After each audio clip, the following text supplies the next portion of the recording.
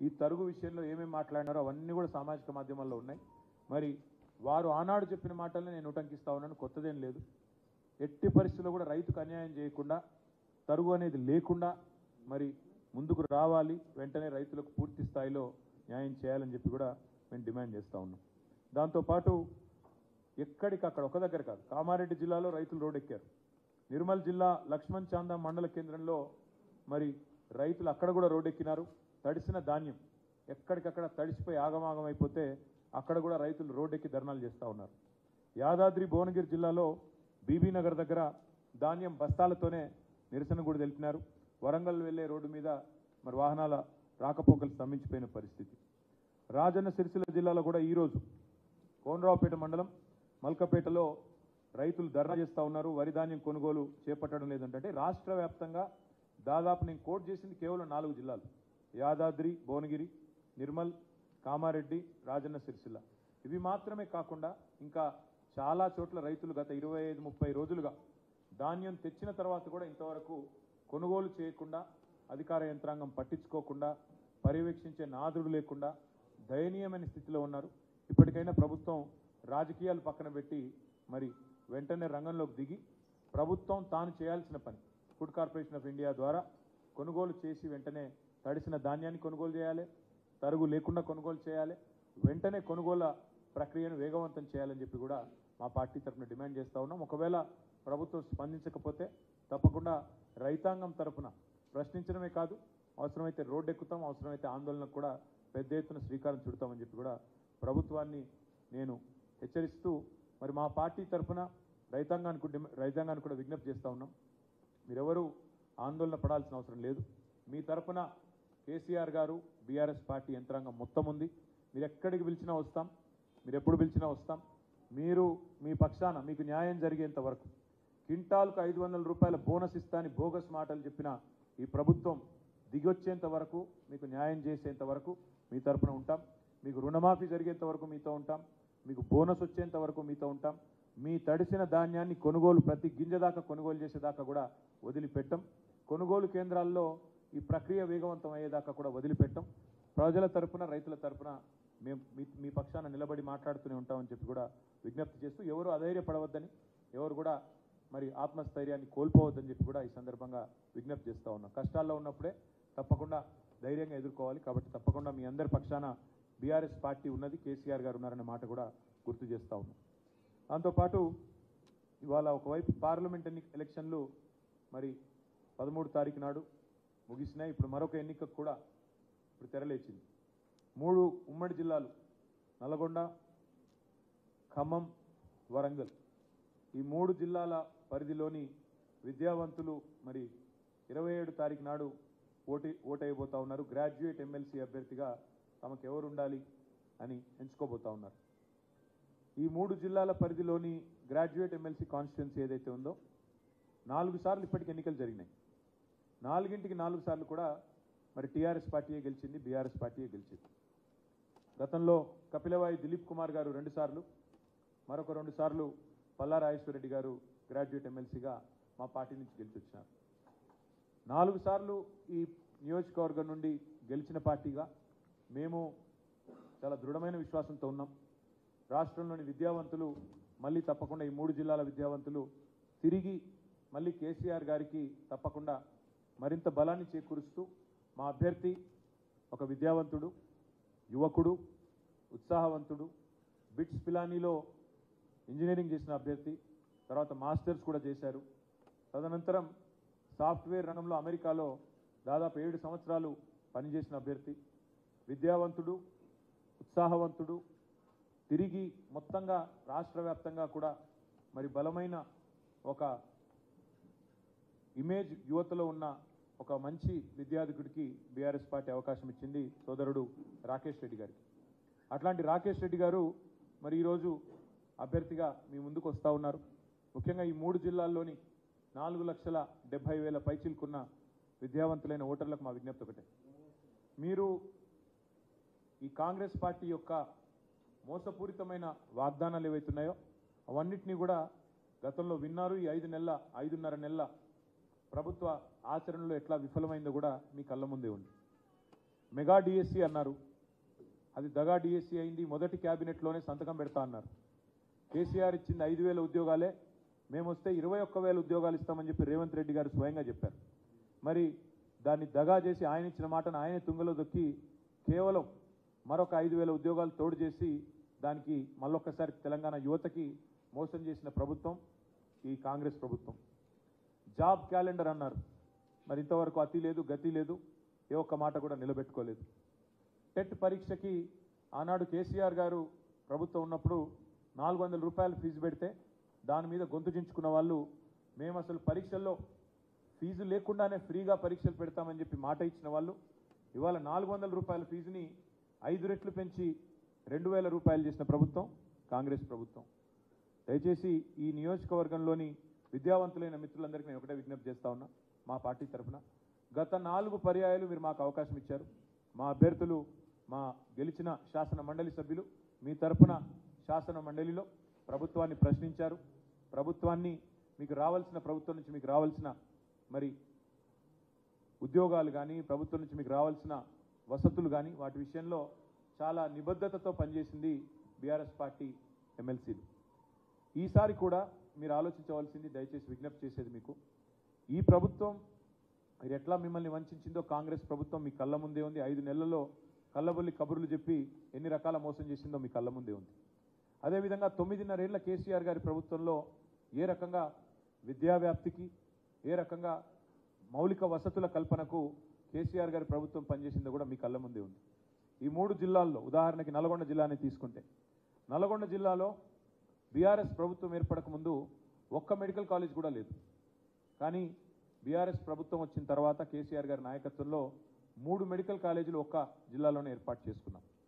అదే మాదిరిగా కొత్త జిల్లాల ఏర్పాటు మాత్రమే కాకుండా ప్రతి జిల్లాలో విద్యా వ్యాప్తికి, విద్యావంతుల అభ్యున్నతికి చాలా చిత్తశుద్ధితో పనిచేసింది కేసీఆర్ ప్రభుత్వం. భారతదేశంలోనే అత్యధికంగా ఉద్యోగులకు, ఉపాధ్యాయులకు పే స్కేల్ ఇచ్చింది.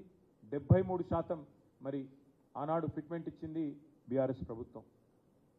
అదే మాదిరిగా 2 లక్షల ఉద్యోగ నియామకాలు. ఇవాళ రేవంత్ రెడ్డి గారు ఎంత పచ్చి మోసం చేస్తూ ఉన్నారంటే, కేసీఆర్ ప్రభుత్వం ఇచ్చిన 30,000 ఉద్యోగాలు కూడా నేనే ఇచ్చినానంటూ అసలు ఒక్క నోటిఫికేషన్ ఇవ్వకుండా,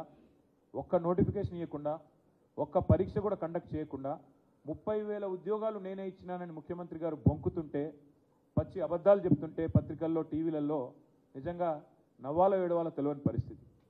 ఒక సంవత్సరంలో 2 లక్షల ఉద్యోగాలు ఇస్తామన్నారు రేవంత్ రెడ్డి గారు. సంవత్సరంలోనే, గెలిచిన మొదటి సంవత్సరంలోనే 2 లక్షల ఉద్యోగ నియామకాలు పూర్తి చేస్తామని చెప్పి మాట ఇచ్చి గెలిచి వచ్చింది రేవంత్ రెడ్డి ప్రభుత్వం. అందుకే విద్యావంతులైన మీ అందరికీ నా విజ్ఞప్తి, ఈ ప్రభుత్వానికి ఇప్పటికే 5 నెలల కాల పరిమితి ముగిసింది. ఇంకా 6 నెలల్లో 2 లక్షల ఉద్యోగాలు భర్తీ చేయాలి. మరి 2 లక్షల ఉద్యోగాలు భర్తీ కావాలి అంటే ప్రశ్నించే గొంతు ఉండాలి, ప్రశ్నించే పార్టీ ఉండాలి, ప్రజలకు న్యాయం జరగాలి, విద్యావంతులకు న్యాయం జరగాలంటే ప్రశ్నించే రాకేష్ రెడ్డి లాంటి ఉత్సాహవంతుడైన యువకుడు శాసన మండలికి రావాలి. ఇవాళ కావాల్సింది అధికార స్వరాలు కాదు, కావాల్సింది ధిక్కార స్వరాలు, కావాల్సింది తప్పకుండా ప్రశ్నించే స్వరాలు, తప్పకుండా ప్రభుత్వాన్ని నిలదీసే స్వరాలు కావాలి. అందుకే శాసన మండలిలో ఒక యువకుడు, ఉత్సాహవంతుడు, డెఫినెట్గా మీ అందరికీ కూడా రేపటి రోజున మేలు చేయగలిగే విద్యావంతుల తరపున మరి ఒక బ్లాక్ మెయిలర్ని ఎన్నుకుంటే రేపటి రోజున జరిగేది ఏంటంటే, మళ్ళీ ఆయన ఎప్పటికప్పుడు పార్టీలు మార్చడమే కాకుండా ఎప్పటికప్పుడు మీడియాను అడ్డం పెట్టుకొని బ్లాక్మెయిల్ చేసే ఒక వ్యక్తి అవతల వైపు కాంగ్రెస్ పార్టీ నుంచి పోటీ చేస్తూ ఉన్నాడు. ఆయన ఎప్పుడు ఏ పార్టీలో ఉంటాడో తెలియదు, ఎప్పుడు ఎవరిని నిందిస్తాడో తెలియదు. అట్లాంటి వ్యక్తులకు కనుక అవకాశం ఇస్తే, గతంలో మనం నల్లగొండలో నయీంని చూసినాం, మళ్ళీ అట్లాంటి వాడిని ఇంకోని తయారు చేసినట్టు అవుతుంది. ఇట్లాంటి వ్యక్తులకు కనుక అవకాశం చట్టసభల్లో ఇస్తే దయచేసి అందుకే కోరేది ఒక యువకుడు, విద్యావంతుడు, ఉత్సాహవంతుడు, మరి అన్నింటికి మించి ప్రశ్నించే సత్తా ఉన్నవాడు, చదువుకున్నవాడు, ముఖ్యంగా పెద్ద ఎత్తున అవసరమైతే అమెరికాలోనే స్థిరపడి అక్కడే కోట్ల రూపాయలు సంపాదించుకునే అవకాశం ఉన్నా దానికి కాదని రాజకీయాల్లోకి వచ్చి, ప్రజా జీవితంలోకి వచ్చి ఇవాళ మీ ఆశీర్వాదం కోసం మీ ముందుకు వస్తున్న తమ్ముడు రాకేష్ రెడ్డి గారికి అవకాశం ఇచ్చి గెలిపించాలని కోరుతూ, మా పార్టీ పరంగా కూడా మా నాయకులందరం కూడా మీటింగ్ పెట్టుకున్నాం. మరి రాబోయే 10 రోజులు, ఎందుకంటే 25 తారీఖు లాస్ట్ ప్రచారానికి, ఈ 10 రోజులు కూడా అందరం కూడా ఎక్కడి వాళ్ళం అక్కడ కష్టపడదామని నిర్ణయం తీసుకున్నాం. మా పార్టీ పరంగా పూర్తి ఎఫర్ట్ పెడతాం. తప్పకుండా తమ్ముడు రాకేష్ రెడ్డి గారిని 3 జిల్లాల విద్యావంతుల ఆశీస్సులతో గెలిపించుకుంటామని చెప్పి కూడా ఆశాభావంతో మీ అందరికీ కూడా ధన్యవాదాలు. మీలో కూడా ఓట్లున్న వాళ్ళు కూడా దయచేసి మాకే ఓటేయాలని చెప్పి కూడా హృదయపూర్వకంగా విజ్ఞప్తి. Thank you.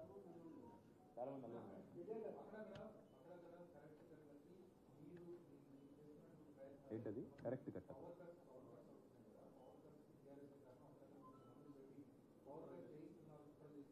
రేవంత్ రెడ్డి గారికి కేసీఆర్ గారికి తేడా ఏంటంటే కేసీఆర్ గారు 10 ఏళ్ళు ప్రభుత్వాన్ని నడిపినా ఎన్నడూ ఒక పొల్లు మాట కూడా రాష్ట్ర ప్రభుత్వ ఉద్యోగుల గురించి మాట్లాడలేదు. ఎందుకంటే వారితో మాకున్నది పేగుబంధం. ఉద్యమంలో కలిసి పనిచేసిన వాళ్ళం రాష్ట్ర ప్రభుత్వ ఉద్యోగులతో. సకల జనుల సమ్మె చేసిన, పెన్ డౌన్ చేసిన, సింగరేణిలో స్తంభింపజేసిన, ఆర్టీసీ చక్రం తిరగకుండా ఆపిన ఉద్యోగులతో మా పార్టీకి ఉండేది పేగుబంధం. అందుకే ఎన్నడూ కూడా మేము ఉద్యోగుల పట్ల కుదిరితే ప్రేమపూర్వకంగా వ్యవహారం చేసిన తప్ప ఎన్నడూ నిందించలేదు. ఇవాళ రేవంత్ రెడ్డి తన అసమర్థతను, తన ప్రభుత్వ చాతగాంతనాన్ని కప్పిపుచ్చుకోవడానికి విద్యుత్ సంస్థ ఉద్యోగులను నిందిస్తూ ఉన్నాడు. మరి విద్యుత్ సంస్థ ఉద్యోగులు కూడా ఆలోచించాలి. మీరేమో అహోరాత్రులు కష్టపడతా ఉన్నారు.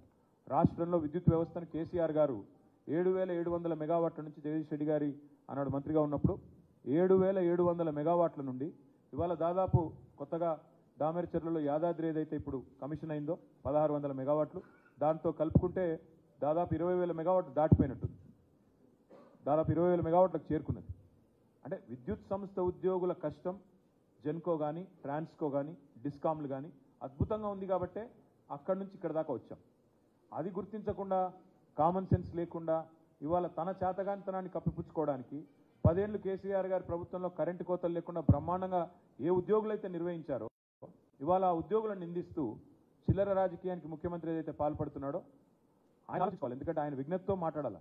ఇవాళ ఎలక్షన్ అయిపోయింది, ఎందుకు మాట్లాడుతున్నాడు ఇట్లా? తన చేతగాంతనం బయటపడుతుందనా? అదే చెప్తున్నా బ్రదర్. ముఖం బాగాలేకపోతే అద్దం బాలు కొట్టినట్టు వెనకటికోడు అట్లున్నది కథ. ఆయనకు చేత కాదు ప్రభుత్వాన్ని నడపడం. ఏ ప్రభుత్వాన్ని అయితే కేసీఆర్ గారు సమర్థవంతంగా నడిపారో, ఏ డిస్కంలను అయితే నడిపారో, ఏ డిస్కంలో ఉద్యోగులు అయితే అహర్నిశలు శ్రమించి ఆఖరికి శ్రీశైలంలో పంప్ హౌస్ మునిగిపోతే కూడా, కష్టమైతే కూడా, నష్టం జరిగితే కూడా, ప్రాణ నష్టం జరిగితే కూడా అహర్నిశలు శ్రమించింది ఇదే ఉద్యోగులు. వాళ్ళని ఇలా నిందిస్తూ రాష్ట్ర ప్రభుత్వ ఉద్యోగులను ఇన్సల్ట్ చేయడం అనేది ముఖ్యమంత్రికి తగదు. ఇకనైనా రేవంత్ రెడ్డి గారు తాను ముఖ్యమంత్రి అనే విషయాన్ని గుర్తు తెచ్చుకుంటే మంచిది. ఇంకా ప్రతిపక్షంలో లేడు. ప్రతిపక్షంలో ఉన్నప్పుడు ఇట్లే గావు కేకలు పెడబొబ్బలు. అప్పుడు పోలీసు వాళ్ళని తిట్టిండు, ఉద్యోగులను తిట్టిండు, కొంతమంది తొత్తులు అన్నాడు, మళ్ళీ ఐఏఎస్ అధికారులను తిట్టిండు, బీహారీ గ్యాంగులు అన్నాడు, ఇంకా కూడా అదే దిక్కుమాలిన మాటలు మాట్లాడుతున్నాడు. ఇది మంచిది కాదు. ఇప్పుడు ఆయన ముఖ్యమంత్రిలాగా మాట్లాడాలా? ప్రభుత్వాధినేత తన కింద పనిచేసే వాళ్ళు తానే నమ్మకపోతే, తన పరిధిలో పనిచేసే ప్రభుత్వ ఉద్యోగులను తానే నమ్మకపోతే, ప్రభుత్వ ఉద్యోగులను తాను గుర్తించకపోతే దారుణం. నిన్న నారాయణ ఖేడ్లో నేను చూస్తూ ఉంటాను. నిన్న నారాయణ ఖేడ్లో టీచర్ల మీద లాఠీచార్జ్ చేస్తారండి. నారాయణ ఖేడ్లో నిన్న ఏం చేసిండ్రు టీచర్లు? పోలింగ్ డ్యూటీ చేసిండ్రు. పోలింగ్ డ్యూటీ చేసినాక దానికి సరిపడా వేతనం మీద ఉంటుంది, ఆ వేతనం ఇవ్వాలా, అది ఇవ్వలేదు. ఇవ్వకపోగా అడిగితే వాళ్ళ మీద లాఠీచార్జ్. ఒకవైపు టీచర్ల మీద లాఠీచార్జ్, ఇంకోవైపు విద్యుత్ ఉద్యోగుల మీద నిందలు. ఇది కరెక్టా? ఒక ముఖ్యమంత్రి చేయాల్సిన పని, ఇది ప్రభుత్వం చేయాల్సిన పని. ప్రభుత్వం తన దగ్గర పనిచేసే ఉద్యోగులను సమర్థవంతంగా వారి దగ్గర పని తీసుకోవాలి, ప్రజలకు సేవ చేయాలి. ఆ పని చేయకుండా ప్రతిపక్షాలను నిందిస్తే ఏమొస్తుంది ఆయనకి?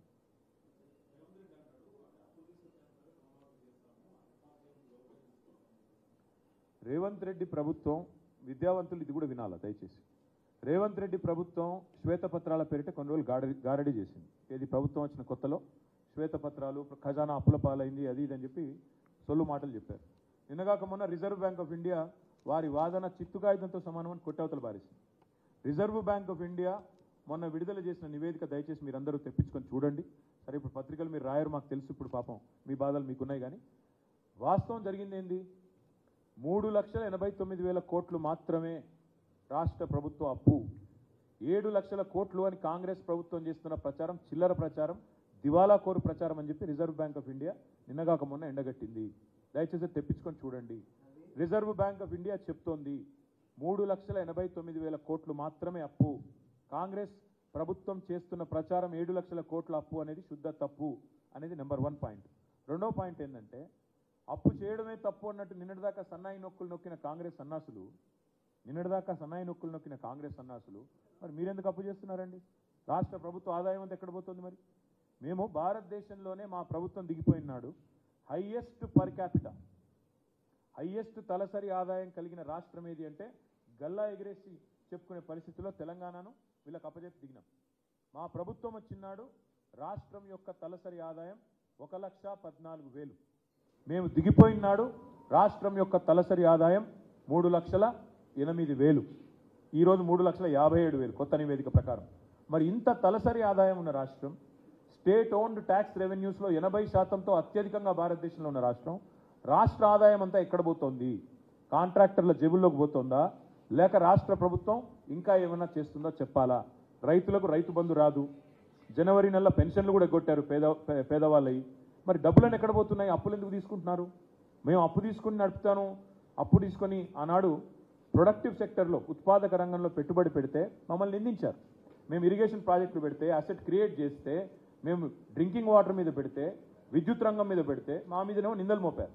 ఇవాళ అదే వీళ్ళు అప్పు కట్టడానికి అప్పు తీసుకుంటున్నామని చెప్తున్నారు. అప్పులు కట్టడానికి, రుణమాఫీ చేయడానికి అప్పు తీసుకుంటున్నామని చెప్తా ఉన్నారు. అందుకే నేను అడిగేది, ఇట్లా దివాలా కోరు రాజకీయం చేసేవాళ్ళు చెప్పాలా ప్రజలకు? మరి మొత్తం రాష్ట్ర ప్రభుత్వ ఆదాయం ఎక్కడ పోతుంది? పెరిగిన తలసరి ఆదాయం అంతా ఎక్కడ పోయింది?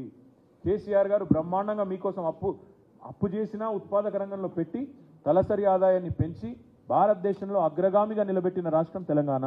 అట్లాంటి రాష్ట్రాన్ని ఈరోజు ఎందుకు మీరు నడపలేకపోతున్నారు? ఇవన్నీ కూడా ప్రజలకు చెప్పాలి సమాధానం. అన్నింటికి మించి రాష్ట్ర ముఖ్యమంత్రి, రాష్ట్ర ఆర్థిక మంత్రి రాష్ట్ర ప్రజలకు క్షమాపణ చెప్పాలి. నిన్నటిదాకా 7 లక్షల కోట్ల అప్పు అని తప్పుడు కూతలు కూసిన కాంగ్రెస్ నాయకులు సమాధానం చెప్పాలి, క్షమాపణ చెప్పాలి. రిజర్వ్ బ్యాంక్ ఆఫ్ ఇండియా చెప్తా ఉంది రాష్ట్ర ప్రభుత్వం యొక్క అప్పు కేవలం 3,89,000 కోట్లు మాత్రమే. 7 లక్షల కోట్లు అని కారు కూతలు కూసిన కాంగ్రెస్ నాయకులు ఎవరైతే ఉన్నారో వాళ్ళు రాష్ట్ర ప్రజలకు క్షమాపణ చెప్పాలి. శ్వేతపత్రాల్లో పచ్చి అబద్ధాలు చెప్పినందుకు క్షమాపణ చెప్పాలి.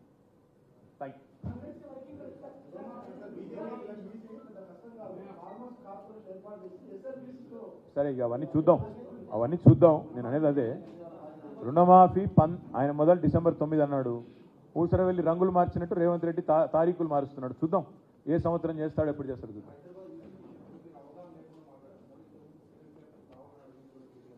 మళ్ళీ చెప్తా ఉన్నా, అవగాహన లేకుండా మాట్లాడేది ఎవరో June 4 తర్వాత తెలుస్తుంది.